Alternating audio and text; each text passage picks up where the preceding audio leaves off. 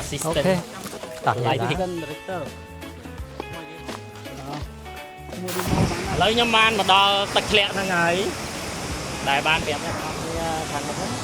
ឥឡូវនៅតា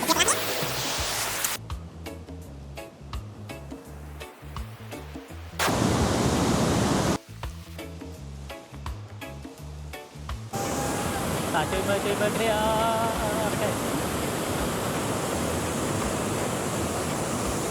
អូយស្អាតអូយក្តីសុខបាទអូខេបាទបញ្ហាលើហ្នឹងតួនិយាយអត់ត្រូវមកយាយអត់ទេខ្ញុំអត់ទៅបានទាំងបាយព្រឹកទៀតហ៎